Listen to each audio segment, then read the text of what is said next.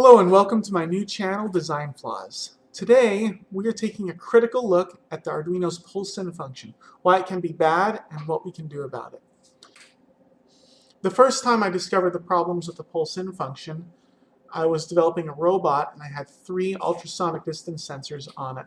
The problem I ran into was that the robot also has a Bluetooth module and is supposed to respond to the Bluetooth module as well as use the distance sensors to keep itself from hitting things. And what I found is that the robot didn't respond very well to the Bluetooth commands I would send it. It would miss a command, whatever.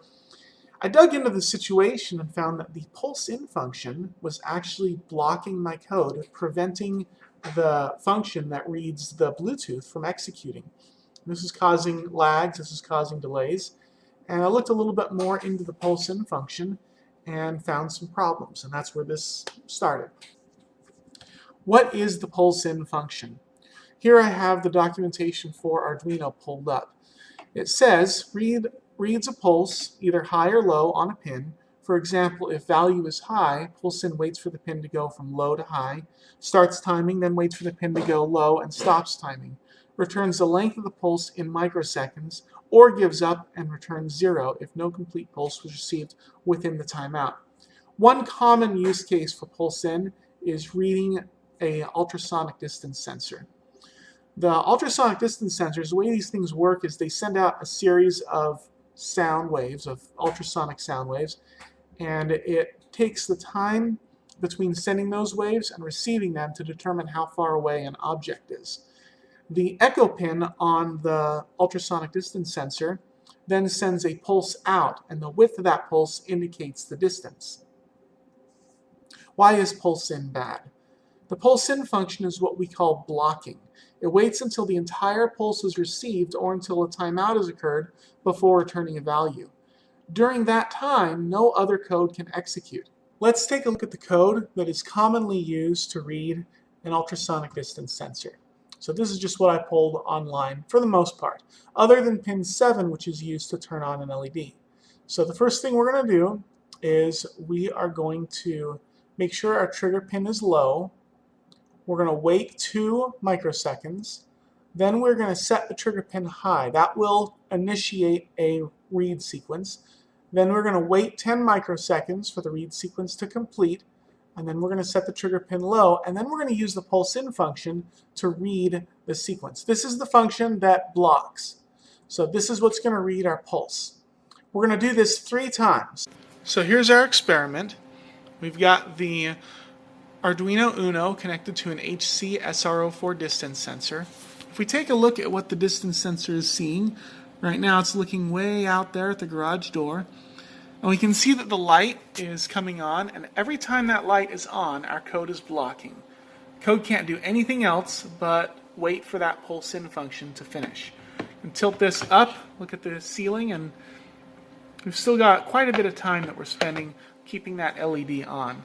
Now, as I move my hand closer to the sensor, see it blinking rapidly. It's because we don't need to wait as long for that pulseIn function to return.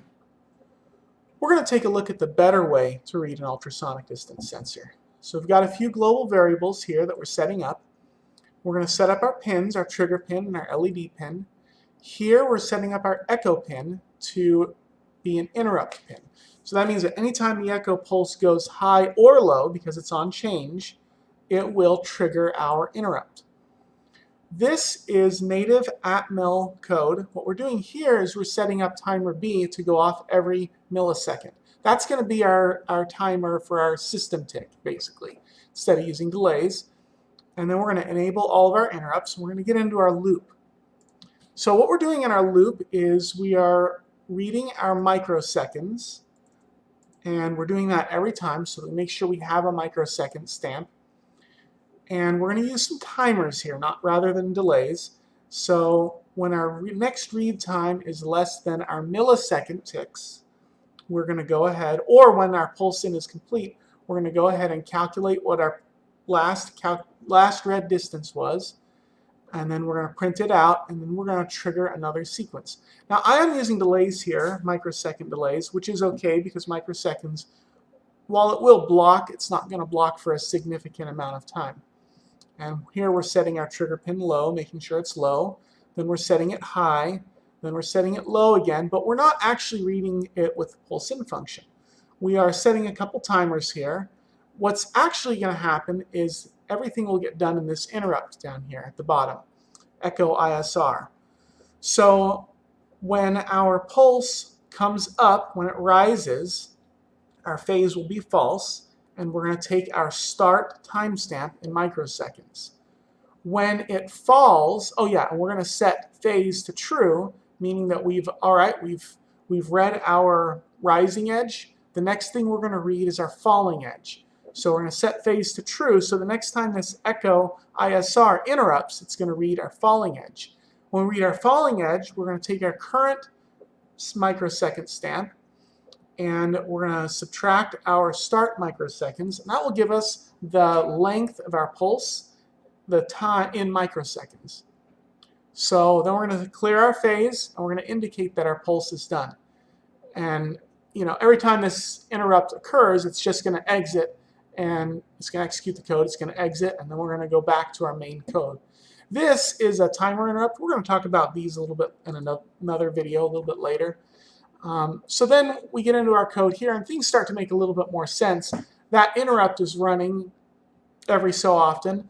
When a pulse is completed, we will do this. If a pulse times out, we are going to end up hitting our next read time, clearing our pulse done, clearing our phase, and then we're going to go ahead and run this again. And then here, we're doing something completely different. We are flashing an LED every 500 milliseconds, every half a second. And we'll talk a little bit more in a later video about how this type of timer works, but this is just flashing an LED consistently, just to show that we're not blocking anywhere in our code. So here's our experiment with our new and improved Arduino code. So you can see this is the ultrasonic distance sensor, and let's see where it's pointing. It's pointing forward, right about to the garage door.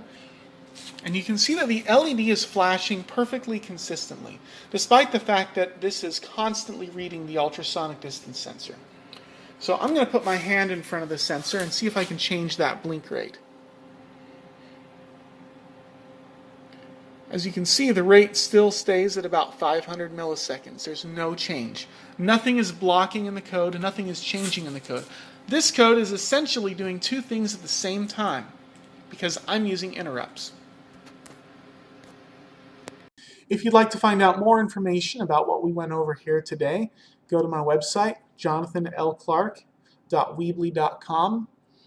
In the tips section under development, it talks about interfacing with the HCSR04 and just kind of goes over what we did here. It has a code example of how we can do this. I hope you found this video educational and informative. I will continue to make videos about different design flaws that I see in the world, and see you next time.